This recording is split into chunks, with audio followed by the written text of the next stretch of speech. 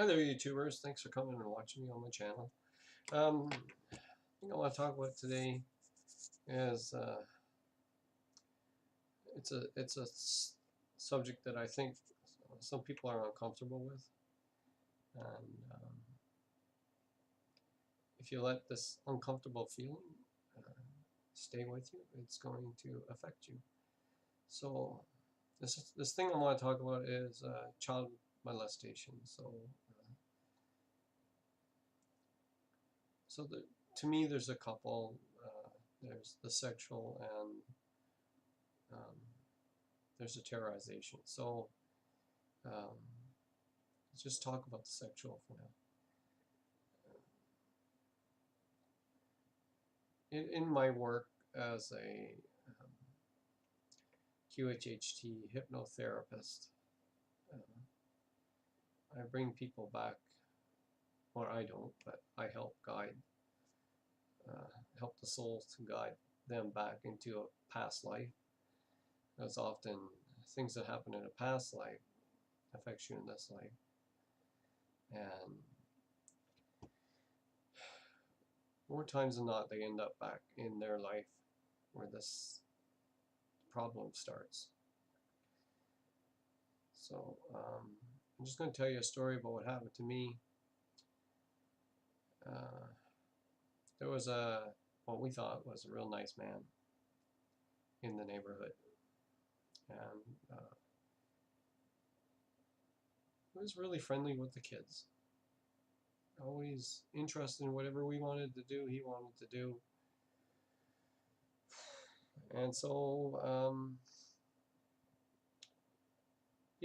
he becomes friends with all the kids, and the parents don't really pay much attention to it.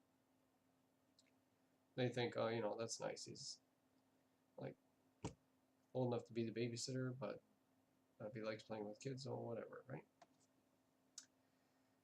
So it ended up that this guy was, well, I'm not going to go into the details, and I don't think anybody who's been through this needs to go into the details to help themselves. But he did do it to me. He did it to all these kids, all my friends on the street, and my best friend. And oddly enough, I exposed him.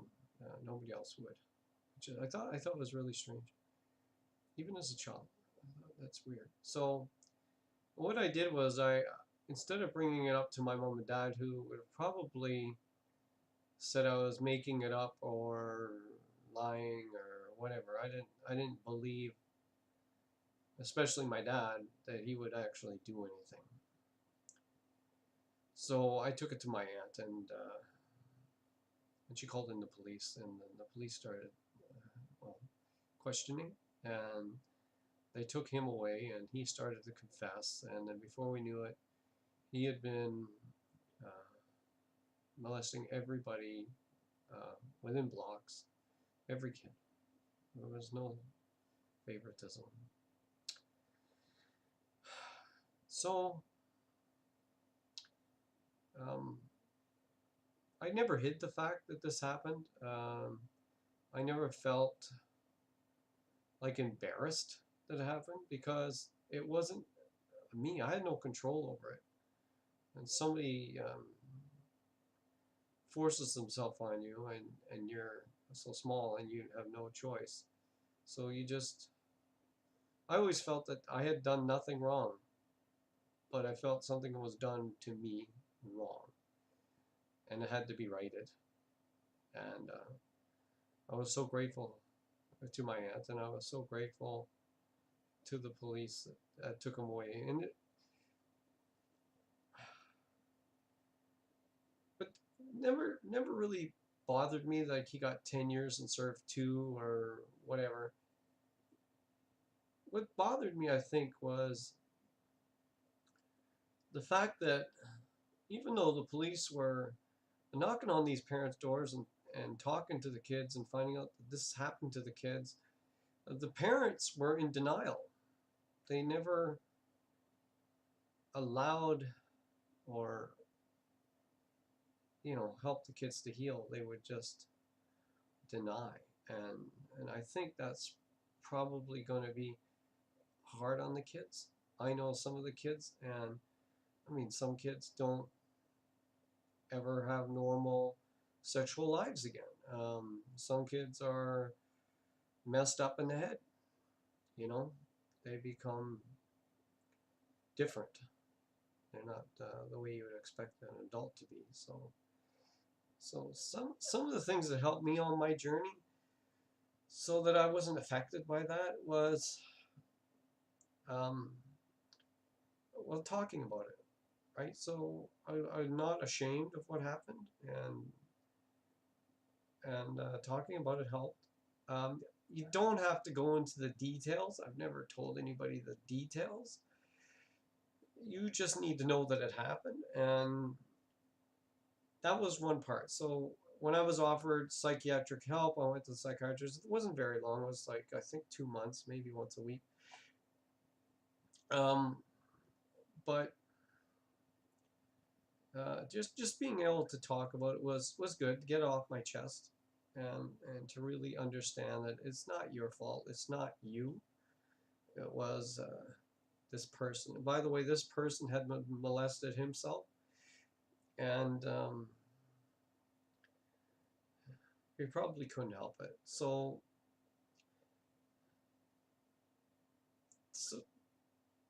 I thought I was clear of all that until I had a QHHT session myself. I was hypnotized, and I was really looking forward to this hypnosis. I thought, geez, I'm going to get to see some other lives, and I'm going to get all kinds of wonderful physical healing. But my higher self had a whole lot of different ideas. And your soul, or your higher self, knows so much more than you do. It has so much more love than you can imagine. And when it takes over, it's amazing. So what my higher self did was, it exposed a little boy. And this little boy was in a very dark place. And he kept seeing souls or lights whizzing by him. They were coming from the left, going to the right, and they were calling to him um, like they needed help. So this practitioner, she guided me through this whole session, and eventually got the little boy out. And to the best of my memory, he walked. He was down inside of me. So she handed me an imaginary candle, and I brought the candle into myself. And down there was this little boy. It was me, and he was scared and terrified. So the way I translate that is that I had been pushing emotions into myself because I didn't have a great uh, like childhood father-wise. He was a very mean father, kept the family in terror, and I had to witness awful things. And I mean, so all this stuff was pushed down inside of me. So once I saw the little boy with the candle, right, I handed the little boy the candle, and I saw his face. It was me, very young. He was in there.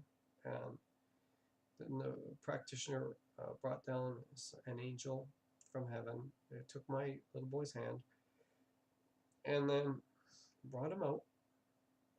And and the little boy went down a nice long walkway.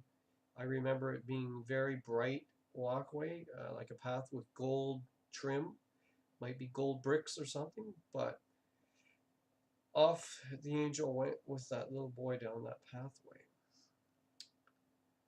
And when I came out of hypnosis, it was such a wonderful, light feeling. Um, like a huge weight had been taken off of my chest. Like it was just a wonderful experience. Um, so that, like for me, the biggest thing is I find that you have to let go. So have you ever noticed some people don't look like they've ever left high school? Like, yeah, those were good years, maybe, but they still got the same haircuts, they still listen to the same music, they still talk like they're still in high school. And that's like a chapter in your life, right? Everything seems to be like chapters. You just need to close the book, close a chapter, move on. And what you need to do with this, I know it's hard. What you have to do is forgive and let go. So forgiving doesn't necessarily mean, I think, to call the person up and say, I forgive you. No, you just need to forgive. You can say it out loud if it helps. Forgive that person for they may not have known any better. They may not have been able to help themselves. I'm not saying what they did was right. I'm just saying this is for your own healing. It has nothing to do with them. So you forgive them. Then the biggest part is forgive yourself. So after my little boy came out, I had to do all this forgiving, right? So you forgive yourself for not knowing any better. Um, just forgive yourself for whatever reason you think you need forgiveness for, and then let go of it. I'm not saying you have to forget about it. I'm just saying don't let it use up your life. Don't let it consume you anymore. Don't let it change your personality. Don't let it control the direction of your life. You know, I know when this stuff happens to people that sometimes they think everybody knows it happened to them. And for some reason they would judge them. So in my line of work, I've now become a QHHT practitioner. I see this kind of thing where, um, people are molested. And because they don't like forgive and forget and let it go, I'm not saying forget, but just forgive and let it go, it changes their life. It affects them for the rest of their life. Just like those high school guys, like they couldn't close that chapter of their life and move on to a new chapter. This is the way, if you break your life up into chapters, it kind of makes things easier because you can just close that book and you go, I know what the book is. I can go back to it for references if I need to. But right now I'm just closing that book, that chapter, and I'm going to move on to another chapter of my life. But anyway, that's, I don't know, maybe it's just, it just works. I've seen it. So letting go is one of the things I think people find the hardest, because I don't know why, but some people's nature is to revisit the past, constantly bring up the past, bring up the past, bring up the past. And like I said, in my work, I've seen people who have been to psychiatrists for years to never get the help, and they never get past it. But with one session, it's all behind them.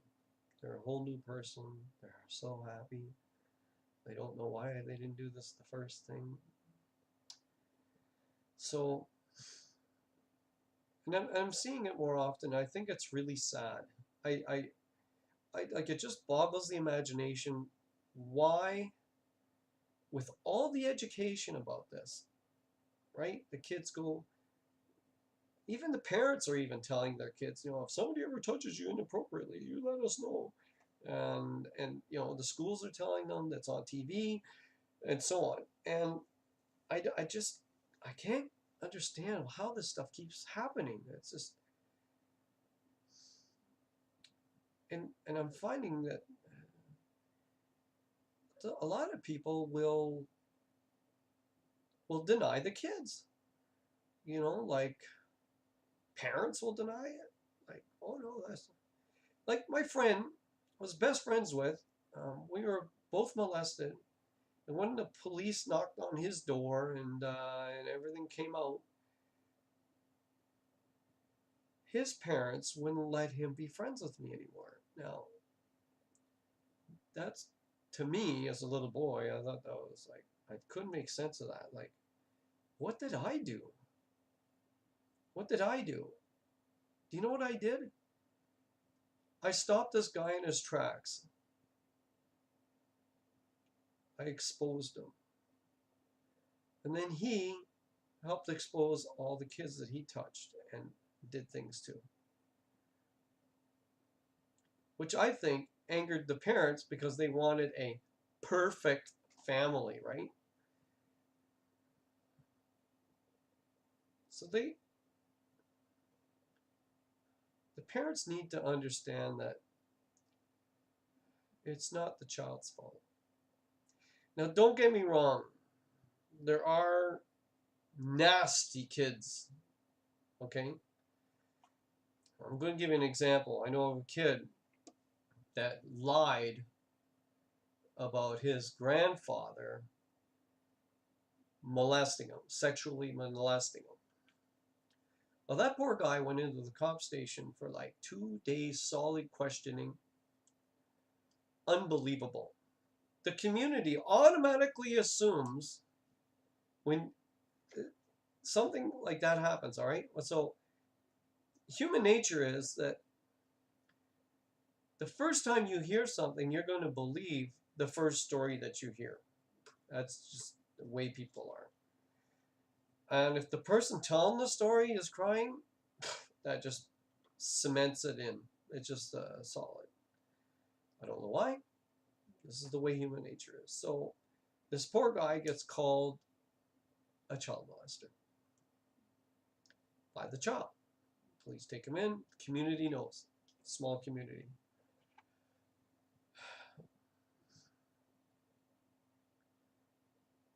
So now he has to live with that. He knows he didn't do it. And some of his closest friends and family believe he didn't do it. But there's always a lot of people that say, oh yeah, he did it. And he's not allowed to be with kids or anything and all that stuff. So he's a grandfather. He wants to be with kids. His grandkids. Especially even when his grandchild's the one that said all these shit lies to him. So a couple of years later, the kid confesses that he lied about all that because he's a control freak and he thought he could control his mother by, I guess, trying to control his mother's father. So I'm not saying that every kid that says this stuff is lying, but usually these molesters, I don't know, I'm not an expert, but from my work,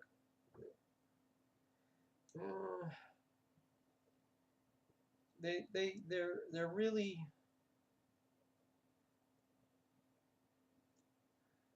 sneaky, cunning,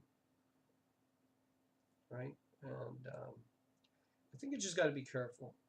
You know, question the kid as much as you question the adult, and make sure that this is really happening. I was lucky that when I exposed this guy, he just started. The cops said that when they went to his door, he just started crying, and he was so happy it was over. He was happy that he was being taken away to get help because nobody helped him when he was being molested and he was a kid. And I think that messes people up. So, you know, that's my story, and I hope that it helps people out there.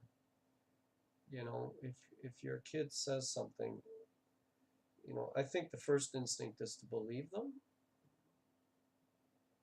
right? And if you don't believe them, don't deny them, right? Try to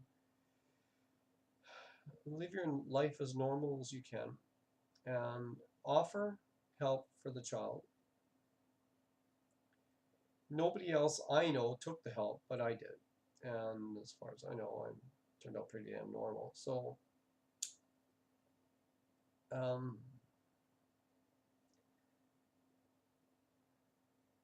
and it's hard to say that if this person did really molest or didn't molest.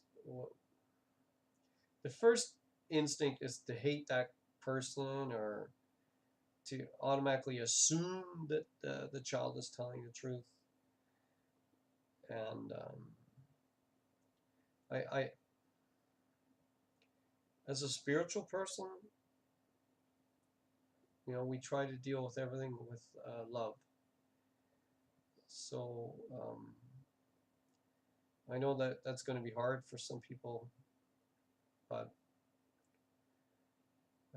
try to let your heart guide you and not your head. You know, I really hope this helps some people because it's helped me on my journey. It's really a pivotal point where when you come to the realization that what's important is in the end is forgiveness and letting go and carrying on and not letting that stuff affect you for the rest of your life. You know, yes, it was a hard time. It was a very hard time. And I don't know, does it make you stronger? I don't know. I would hope so. But for some people, it doesn't because they won't let go. So I think it's a little bit like having a wound and not letting it heal. And you just keep picking at it. And and then you wonder why it's infected and it's making more of you sick. But if I'm not saying to like forget it all because it happened. It happened to you. It happened in your life. But to forgive is such a huge like a load off your chest. And that's both forgiving that person and forgiving yourself. And then just let it go and close it like a chapter. Just that's done. In your book of life, that piece is done. You don't have to do that again, you know?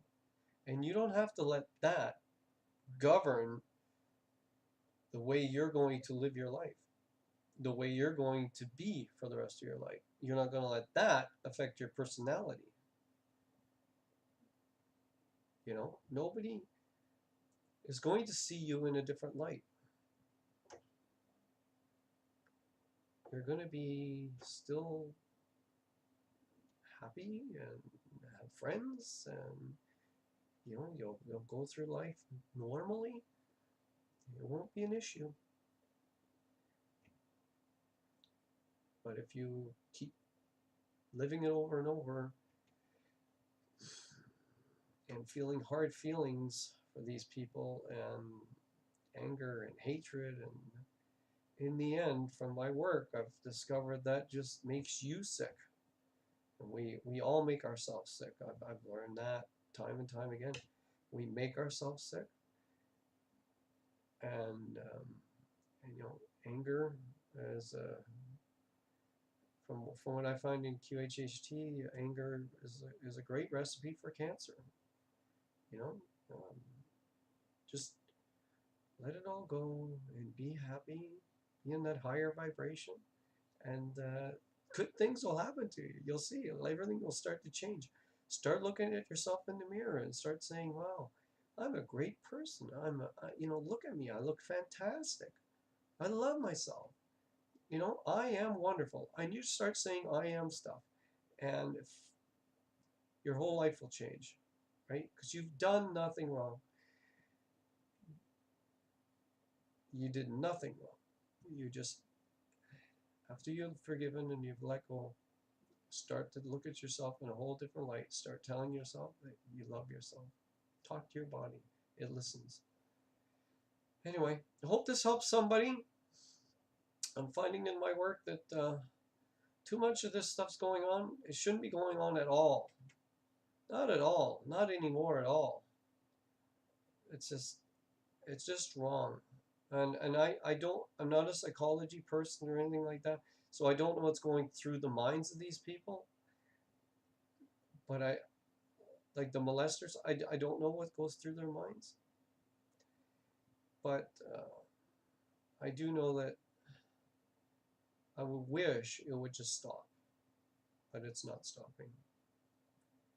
You know, and I think as a society we have to work together on it. There's something wrong with our mindset as a society, as a group. So something's got to change. But I'm not here to suggest any changes. Right? I'm just here to tell you, as a person who's been molested, I have found in my work is great healing in just forgiving and letting go. And I'm here for anybody who needs any help. I'd be happy to talk to you about it, total confidentiality. And like I tell my clients, we don't need to go into the gruesome details. It's not important. Right? What's important is forgive and let it go. But taken enough of your time. This has been quite a video, one of my longer ones. I hope it helped somebody out there. And I'm here for you guys if you need help. Anyway, this has been Learning with Lou, and I hope I can help you be as happy as I am, because I'm just so happy with life. And I get messages telling me to make these videos to help people. So I'm going to try making as many as I can, and I hope I can help some people. Anyway, namaste. Bye-bye.